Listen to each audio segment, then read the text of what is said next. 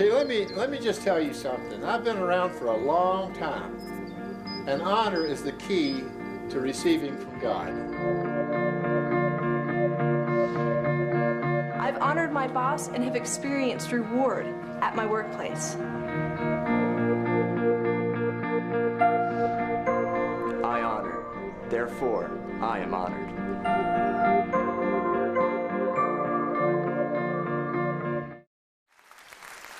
Eu digo a vocês, há pessoas aqui que realmente estão famintas pela palavra de Deus, é tão bom. Glória a Deus. Sabe, Pai, somos tão gratos a você, muito obrigado por nos dar sua palavra. Somos muito gratos em nome de Jesus, amém. Sabe, estamos na sessão número 5 e nessa sessão vamos falar sobre honrar líderes sociais, certo? Então você pode sentar e vamos para a palavra. Isso vai ser muito bom, estou muito empolgado com esta. Para falar a verdade, essa é uma das sessões que mais me empolga, eu mal podia esperar. Então, primeiramente, deixa eu ler para vocês em 1 Timóteo, capítulo 6, verso 1. Paulo diz, todos os servos, debaixo de jugo, considerem seus próprios mestres dignos de toda honra. Repita, toda honra. Para que o nome de Deus e a doutrina não sejam blasfemados. Você ouviu isso? Eu vou ler de novo. Que todos os servos, debaixo de jugo, considerem seus próprios mestres dignos de toda honra, para que o nome de Deus e a doutrina não sejam blasfemados. Então, quem são nossos líderes sociais? Líderes sociais é o quarto grupo de que Deus fala no que diz respeito à autoridade delegada no Novo Testamento. E esses seriam os empregados, seriam patrões, seriam professores e treinadores, ou qualquer forma de autoridade no arranjo social. Estão acompanhando? Então, se fôssemos ler esses versos na ótica de hoje, leríamos que todos os empregados contratados considerem seus empregadores ou chefes dignos de toda honra. Ou poderíamos ler assim, que todos os estudantes sujeitos ao sistema educacional considerem seus professores dignos de toda honra. Estão vendo isso? Agora, notem que Paulo diz que devemos honrá-los para que o nome de Deus e o ensino do Evangelho não seja blasfemado. Ouviram isso? Agora eu quero ler para vocês na Bíblia Amplificada, 1 Timóteo 6,1, lemos desta forma. Para que o nome de Deus e o ensino a respeito dele não venha a ter má reputação e ser blasfemado. Então, notem as duas palavras, má reputação e blasfemado. Má reputação é definida assim, ouçam com atenção. A condição de ser tido em baixa estima pelo público. Eu preciso dizer isso de novo? A condição de ser tido em baixa estima pelo público. Blasfêmia é definido como tratar Deus ou as coisas sagradas com desrespeito. Estão comigo? Então, se colocarmos as duas juntas, certo, vai resultar, se nós não honrarmos nossos líderes sociais, isso resultará na sociedade tendo uma baixa estima pelo reino de Deus, podendo até mesmo chegar ao ponto de tratar Deus ou as coisas sagradas com desrespeito. Então, como a nossa sociedade aqui na América tem tratado as coisas de Deus com desrespeito? Bem, nós eliminamos a oração das nossas escolas. Os 10 mandamentos foram retirados dos tribunais. Uma boa parte do nosso entretenimento é ofensiva e até mesmo ateísta. Eu vejo bastante entretenimento e eu vou dizer, quando vejo eu não assisto. Eles zombam de Deus e zombam das coisas sagradas. Muito da nossa música insulta Deus de forma grosseira. Nosso sistema educacional retrata aqueles que acreditam na criação como pessoas quadradas e até mesmo uma ameaça ao avanço do conhecimento. E a lista, como sabemos, continua, isso é só uma amostra. Será que nós, os crentes, contribuímos com a sociedade, e ouçam o que eu digo, contribuímos com a sociedade para ela ter um comportamento ímpio, por não honrarmos as autoridades sociais? De acordo com as palavras de Paulo no verso que lemos, é exatamente o que acontece quando deixamos de andar segundo a honra. Deixa eu contar a vocês uma história que exemplifica perfeitamente o que eu estou falando. Eu lembro na década de 90 eu entrei num avião para ir a uma cidade para um encontro. E eu lembro que era uma das grandes cidades dos Estados Unidos, e quando eu entrei no avião me ofereceram a primeira classe. Eu era um viajante frequente da companhia, por isso tinha upgrade. Quando eu sentei na primeira classe, bem do meu lado, estava um dos donos, na verdade estava o dono da segunda maior companhia de táxis daquela cidade inteira. Ele estava tomando uma bebida. Eu lembro que quando sentei ao lado dele, eu fiquei com vontade de conhecê-lo, falar com ele e até compartilhar a palavra de Deus. E normalmente eu não faço isso, normalmente eu sento e começo a trabalhar, escrevo um livro, algo assim. Mas eu comecei uma conversa e o que você não acredita foi a afinidade que aconteceu entre nós. A gente se deu bem, é a única expressão que posso usar, sabe? A gente falávamos ali de vários assuntos, nós ríamos, a conversa era realmente estimulante e eu diria, mesmo antes de conversar, que ele era um líder. Então eu olhei para ele e disse, o que você faz? Ele disse, sabe, estávamos conversando há 15, 20 minutos. Ele disse, eu sou o dono da segunda maior companhia de táxis da cidade. Eu disse, isso é ótimo. E eu comecei a fazer perguntas sobre a empresa, sabe, porque eu achei que poderia aprender algo. Então continuei com as perguntas e finalmente, depois de falar um pouco, ele olhou para mim e perguntou, o que você faz? Eu disse, trabalho para Deus, sou ministro do Evangelho. Então, assim que eu disse isso, ele, sabe, ficou com aquela cara de rabugento e completamente, sabe, me deixou de lado e parou de se referir a mim, sabe, foi uma mudança completa. E então, a coisa boa era aquela afinidade, eu sabia que eu conseguia cutucar. Então que boa reação, hein? Eu disse, qual o seu problema com isso? Ele olhou para mim e disse, sabe, eu gosto de você. Ele disse, então eu vou te dizer por que eu te dei essa resposta. Eu disse, ok. Ele disse, sabe, eu tive uma empregada que trabalhou para nós, e ele disse, ela era uma dessas nascidas de novo. Eu não falei nada. E ele disse, quer saber, tudo o que ela fazia era pregar para os outros empregados. Aqui estou eu trabalhando duro e ela pregando. Durante o trabalho, então ela não só não estava trabalhando, mas eles não trabalhavam porque ela os bombardeava com aquela pregação. E ele disse, não só isso.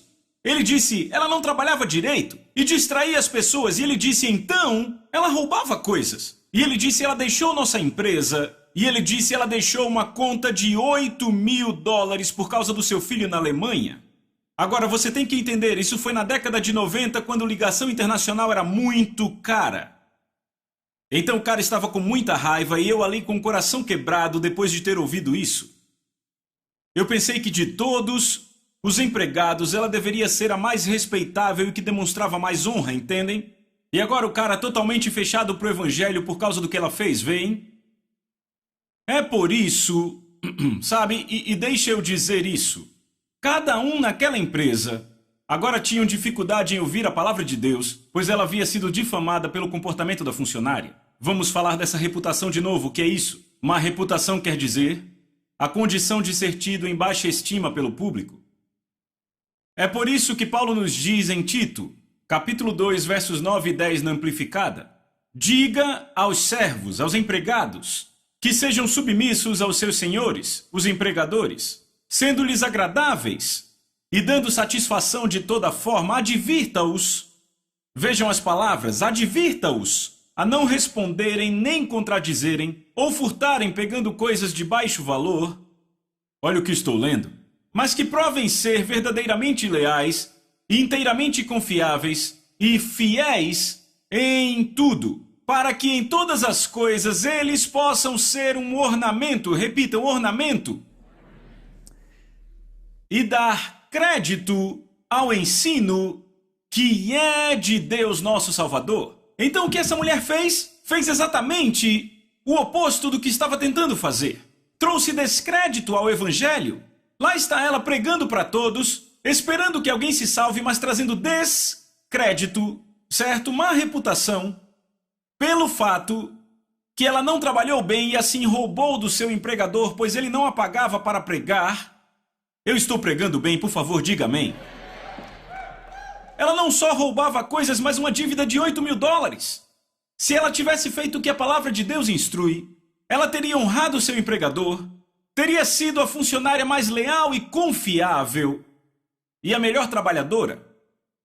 Ela não valorizou seu chefe ou a empresa. E Deus nos diz para fazer isso. Se ela tivesse feito isso, seria um ornamento. Lembram da palavra ornamento?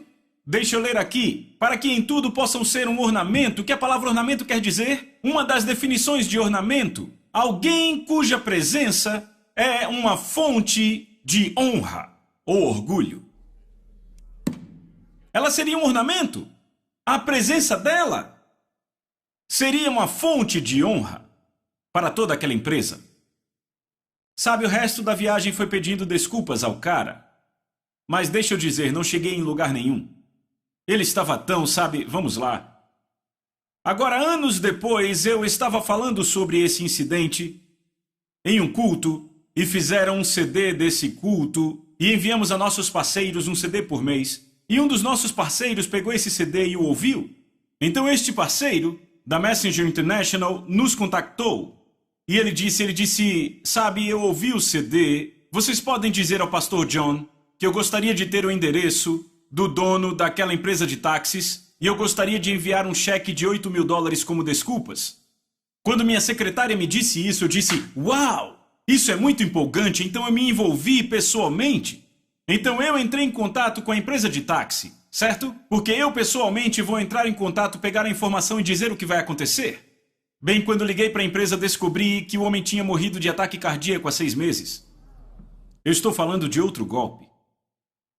E eu desliguei o telefone e perguntei, será que esse homem foi alcançado? Eu vou dizer algo, eu não sei se eu consegui tocá-lo. Não consegui impactá-lo, porque seu espírito estava fechado. Tudo que eu posso crer é que alguém, pela oração, milagrosamente alcançou esse cara.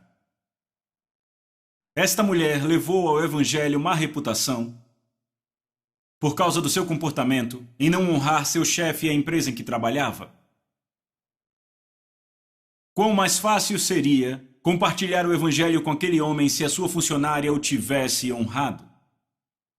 De fato, sabe o que ele diria? Ele diria, eu sei do que você está falando. Sabe, uma das minhas melhores funcionárias é uma dessas nascidas de novo. Ela trabalha bem e é muito leal. Eu preciso de Jesus. Você oraria por mim? Isso provavelmente teria acontecido. Mas essa mulher levou ao evangelho má reputação, por sua falta de honra pela desonra à autoridade social. Por outro lado, eu tenho ouvido patrões não crentes me contarem como veem a evidência do cristianismo em seus empregados, não porque pregam, mas porque mostram seu caráter em situações difíceis e em sua ética no trabalho. Eles me dizem, eu já ouvi literalmente patrões me dizendo isso. Eles trabalham mais do que qualquer outro empregado, ou são os empregados mais honestos e confiáveis que eu tenho. Eles nunca respondem ou reclamam. O que faz esses crentes trabalharem de forma diferente da mulher descrita antes, que eu falei? A resposta é simples, o temor do Senhor que produz a verdadeira honra no coração por aqueles com quem Deus se importa e ama, ou seja, todo ser humano. Eu lembro do meu primeiro encontro com isso. Eu tinha acabado de ser salvo. Eu era um garoto católico e eu jogava tênis naquela época, então sabe, os atletas, eles realmente me impactavam porque, sabe, aquela era a minha vida, ser atleta. E eu notei que havia um irmão da nossa fraternidade que era muito atlético. Ele estava em todos os times de futebol, de basquete e beisebol. Ele ia a todas as festas do Grêmio, mas ele chegava no início e lá estávamos nós nos embriagando, bebendo todas. E ele sempre com um refrigerante e uma coca na mão, falando com pessoas. Ele tinha boa aparência, as garotas voavam em cima dele, ok? E quando começávamos a enlouquecer, de repente ele fugia e ia embora. Uma noite ele veio e bateu na minha porta e começou a falar do evangelho, e eu lembro como ele me alcançou e como o Espírito Santo o usou para me alcançar. Ele disse, você pode falar sobre o presidente? E eu disse, claro, Jimmy Carter, casado com Rosalind, ex-fazendeiro, ex-governador da Geórgia. Ele disse, ótimo, agora fale de Jesus. Eu disse, claro, ele sabia que eu ia para a igreja católica todo domingo. Até meu técnico de tênis ia à missa comigo, porque eu não perdia uma missa, era muito religioso, mas não conhecia Deus. E ele disse, você conhece Jesus? Eu disse, claro que conheço, ele morreu na cruz, ele nasceu de uma virgem, seu padrasto era José, teve 12 apóstolos. E ele disse muito bem, ele disse, John, disse... Você conhece o presidente Carter, como conhece sua mãe? Eu disse, não. Ele disse, qual a diferença? Eu disse, ei, ela é minha mãe. Eu conheço minha mãe, Eu nunca encontrei o presidente. Ele disse exatamente, você tem relacionamento com sua mãe, mas embora você conheça o presidente, não tem relacionamento com ele. Eu disse, isso aí. Ele disse, você conhece Jesus como a sua mãe? E eu me lembro que aquilo me acertou forte. Não, eu não conheço Jesus intimamente, e esta é a razão pela qual Jesus veio e morreu na cruz, para termos uma relação íntima com Deus. Você pode dizer amém? Então eu lembro, depois de nascer de novo, e pouco depois de ser cheio do Espírito Santo, eu comecei a consumir, a devorar as Escrituras. Eu lembro de ter muito problema em estudar. Para a escola, eu estudava engenharia mecânica e jogava meu livro do lado e dizia, eu quero ler a Bíblia. E eu lia e percebi que como estudante universitário poderia ter uma cadeira eletiva e é que escolhi, no curso de extensão, na Universidade Notre Dame, e era dada por um professor que era residente naquela universidade e se chamava Panorama Geral do Velho Testamento. Então eu escolhi uma aula de 3 horas. E toda semana tínhamos 3 horas de aula e eu estava muito empolgado porque, sabe, naquele tempo o Antigo Testamento era algo complicado para mim. Eu quero ir para a aula e aprender sobre isso, eu era um garoto faminto.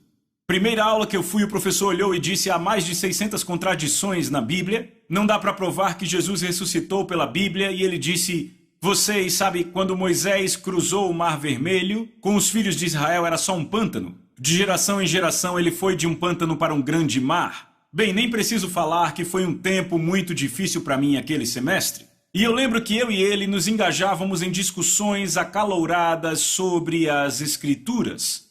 Uma aula, eu literalmente discuti com ele, quando eu vi algo na escritura diferente da forma como ele falava por 2 horas, e ele continuou falando comigo. E por 2 horas na frente da turma, eu continuava, mas a Bíblia diz isso, a Bíblia diz aquilo, a Bíblia diz isso. Mas eu fazia de uma forma muito respeitosa, certo? Agora, havia uma nota que era dividida em 3 partes, tinha primeira nota, segunda nota e um trabalho que pegava toda a matéria. Eu lembro de me esforçar tanto naquele trabalho, e eu lembro que no final do semestre ele estava entregando os trabalhos e disse, as suas notas estão na frente, e quando eu olhei a minha nota era um grande I. Eu pensei, o que esse I quer dizer? Então depois da aula fui até ele e disse, o que quer dizer I? Ele disse, nós estamos em mundos diferentes. Foi exatamente assim que ele falou, nós estamos em mundos diferentes. Ele disse, então eu senti que não seria justo eu dar a sua nota. Ele disse, eu não posso, eu vou pegar a média das suas 2 últimas notas, e nesse trabalho a sua nota será essa, você trabalhou duro, eu sei, mas estamos em mundos diferentes. Então ele aliviou, olhou para mim e disse, sabe, eu já tive muitos fundamentalistas na minha turma, é como ele chamava os crentes, eu acredito, e ele disse, nesses fundamentalistas eu vejo uma dessas 3 coisas. Ele disse, todos os fundamentalistas ou criam caos na minha aula, ou abandonavam depois de 1 ou 2 aulas, ou eles voltavam atrás no que acreditavam.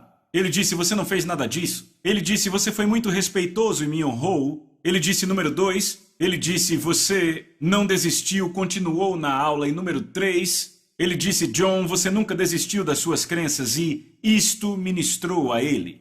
Não só ministrou a ele, mas ao resto dos alunos na turma. O que aconteceu como resultado de honrá-lo, de respeitá-lo, porque lembrem, Paulo disse, aqueles que se opõem em humildade corrijam, certo? Ou seja, você os corrige com gentileza e espírito ensinável. Ou seja, não rebaixamos ninguém, certo? Nós honramos seres humanos porque eles são seres humanos, especialmente os professores, especialmente os chefes, mas com gentileza e humildade tentamos comunicar as verdades da palavra de Deus a eles, porque eles vão querer ouvir muito mais, pois você não leva com desrespeito e eles vão considerar o que você tenta ensinar. Entenderam? Eu perguntei, entenderam? Agora, como honramos as autoridades sociais? Vamos ver de novo o significado de honra. Honrar significa o quê? Significa valorizar. É tratar como precioso, como algo que tem peso, tratar com deferência, submeter-se, obedecer, contanto que não contradiga a Bíblia. Se meditarmos e orarmos acerca dessa definição, nosso comportamento será afetado de uma forma boa no local de trabalho, na sala de aula, em campos esportivos. Ao invés de lutarmos pelos nossos direitos, vamos preferir os desejos dos empregadores e professores, e não os nossos. Vamos buscar fazê-los vencer, nossos chefes, quer sejamos ou não reconhecidos ou pagos. Alguns só honram se acham que são bem pagos ou bem tratados. Como podemos fazer isso? Como vivemos assim? A Bíblia diz, você está pronto? Aqui em Efésios capítulo 6, versos de 5 a 8, na Nova Tradução Viva. escravos ou empregados, repitam empregados, obedeçam a seus senhores, empregadores, seus chefes, com profundo respeito. Repitam, profundo respeito. E temor. Repitam, honra. Sirvam a eles com sinceridade como serviriam a Cristo. Você ouviu isso? Sirvam a eles com sinceridade como vocês serviriam a Cristo. Ou seja, você substitui esse chefe por Jesus. E você pensa, estou servindo a Jesus. Foi exatamente o que ele acabou de dizer. Trabalhem duro, repitam, trabalhem duro. Mas não só para agradar seus patrões quando estão observando. Como escravos de Cristo, façam a vontade de Deus com todo o seu coração. Trabalhem com entusiasmo. Eu estou lendo direto da Bíblia, Nova Tradução Viva. Trabalhem com entusiasmo, como se estivessem trabalhando para o Senhor e não para pessoas. Lembrem-se que o Senhor recompensará, repitam, recompensará cada um de nós pelo bem que fazemos. Notem a declaração, trabalhem com entusiasmo, como se trabalhassem para o Senhor. Se mantivermos isso no coração, passaremos de escravos em nosso local de trabalho para servos. E você diz, mas espera aí, John, eu não sou um escravo. Antes de você dizer isso, posso dizer rapidamente a diferença entre escravo e servo? O escravo faz o mínimo requerido. O servo faz o máximo potencial. Ou seja, o escravo já está sempre na porta assim que as horas batem. Às 5 da tarde ele já foi. Por quê? Pois faz o mínimo requerido. Ele está lá nem um minuto antes e não vai embora nem um minuto depois. Porque ele está fazendo o mínimo requerido. Estão comigo? Agora ficou quieto, uma igreja presbiteriana. Estão aqui? Então o escravo faz o mínimo requerido e o servo o máximo potencial. Do escravo se toma. Não me pagaram o suficiente, então não receberam tudo. Eles não trabalham como para Cristo com entusiasmo. Rapaz, ficou quieto aqui. Do escravo se toma e o servo dá. O escravo tem que fazer. O servo precisa fazer. O servo procura oportunidades, ao invés de esperar por ordens. Eu vou dizer mais uma vez, o servo procura oportunidades, ao invés de esperar por ordens. Ele prevê as necessidades de quem ele serve e atende sem que seja pedido. Se você acha que seu patrão está te tratando injustamente e é duro com você, você precisa agir e não reagir. A pessoa que é serva age, o escravo reage ao tratamento duro. A pessoa que age ataca o mal com o bem, Romanos 12, 21. Ele chega para o chefe que o trata mal e diz algo como: Senhor, vejo que há algum trabalho extra que precisa ser feito, então eu quero que saiba que chegarei 2 horas mais cedo na semana que vem para terminá-lo e não precisa me pagar. Tente isso com seu chefe e veja o que acontece. Se você lidar com os conflitos desta maneira, ganhará o favor de Deus e finalmente do homem. Como eu sei disso? Porque em Provérbios 3, versos 3 e 4 diz assim: que quando escrevemos misericórdia e verdade, na tábua do nosso coração encontramos favor e alta estima aos olhos de Deus e dos homens. Agora, se você não encontra favor aos olhos do seu patrão com esse tipo de comportamento, bem, Deus vai abrir uma porta em outro lugar onde você vai achar favor. Deixa eu contar uma das maiores histórias que eu já ouvi neste sentido. Eu já escrevi sobre isso em um dos meus livros. Tem um pastor que é um amigo muito querido meu, ele pastoreia uma igreja de 5.000 membros em Dallas, Texas. Ele estava pregando sobre 1 Pedro 2 num domingo de manhã. Quando você é maltratado por alguém que está em autoridade, como você responde? Você não responde reagindo, mas agindo como? Entregando o caso a Deus, não fazendo vingança você mesmo, não caluniando, não se defendendo. Ele pregou isso no domingo de manhã e um dos membros da congregação veio a ele e ele disse: Pastor Bryce, eu preciso falar com você. Ele disse: vamos falar agora? Ele disse: eu sou um executivo júnior de uma empresa de seguros daqui de Dallas E ele disse: eu era o próximo da fila para a promoção para se tornar vice-presidente.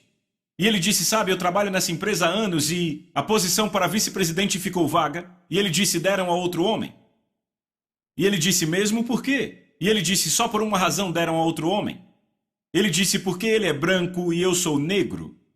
Isso aconteceu em 85. Ele disse: isso é discriminação, pastor.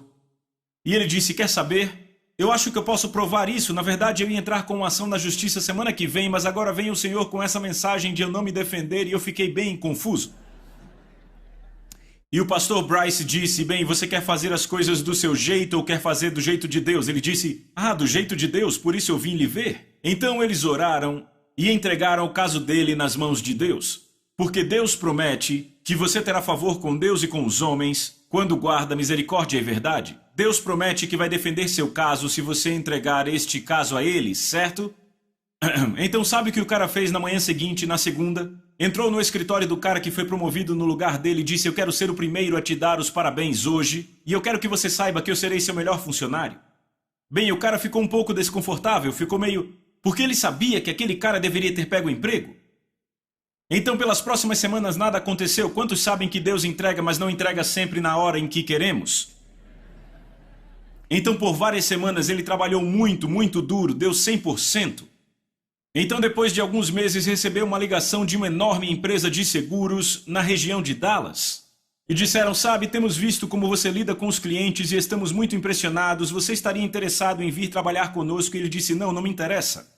Ele disse: eu trabalho nessa empresa há anos, eu tenho muitos benefícios e um sólido grupo de clientes. Eu realmente não quero mudar de empresa. Disse: não, obrigado. E disseram: você poderia nos dar pelo menos um almoço? Pelo menos um almoço? Ele disse: é perda de tempo. E disseram: não pensamos assim, nos dê uma chance, por favor. Ele disse: tudo bem, um almoço. Ele foi almoçar e disseram: estamos realmente interessados em você, temos te observado. Ele disse: eu disse no telefone que era perda de tempo, eu não quero perder a minha reputação de integridade, eu tenho benefícios, trabalho na empresa há anos, eu já disse, não estou interessado. E disseram: tudo bem, então vamos fazer o seguinte: vai para casa e fala com a sua esposa. Vocês conversam sobre isso durante a semana e então você volta com um salário que você gostaria de receber de nós. Não, peraí. Então ele foi para casa e não falou com a esposa dele até a véspera do próximo almoço.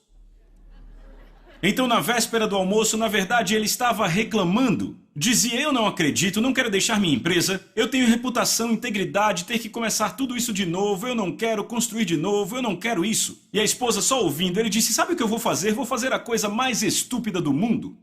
Eu vou multiplicar meu salário por 3. E é esse salário que eu vou pedir. Agora entenda, ele era executivo júnior, estava na empresa há anos. Multiplique esse salário alto por 3 e dá muito, certo? Então ele foi para o almoço e à mesa perguntaram: então, você e sua esposa falaram sobre o salário? Ele disse: sim, claro, ia puxar a carta que tinha escrito a noite passada e disseram: não queremos nem ver o que você quer que paguemos. Primeiro queremos que você veja o que nós queremos pagar a você. E deslizaram um envelope na mesa. Ele pegou a carta e queriam pagar 4 vezes. 4 vezes? Ele olhou para a carta e ficou quase em estado de choque. Ele ficou olhando. Eles acharam que aquela reação significava que não era o bastante. Então eles aumentaram ainda mais o salário e deram ainda mais benefícios enquanto ele estava em choque. Ele disse: senhores, ouçam, eu sou cristão, quero ir para casa orar sobre isso com minha esposa. Tudo bem, vá orar e nos diga o que decidiu. Ele foi para casa, orou com a esposa e Deus disse: filho, eu estou te honrando. Você me honrou, estou te honrando. Eu estou defendendo o seu caso, estou te promovendo, essa é a minha promoção, aceite. E quer saber mais? Hoje, ele não está mais em Dallas, está no quartel-general mundial desta empresa multinacional e hoje é um dos mais respeitados funcionários. O que houve? Favor aos olhos de Deus e dos homens, Deus defendeu sua causa e Deus o recompensou por honrar seu empregador, mesmo que o empregador o tenha desonrado grandemente. Eu chamaria isso de uma ótima recompensa, você não? Vejo você na próxima sessão. Certo. Muito bem.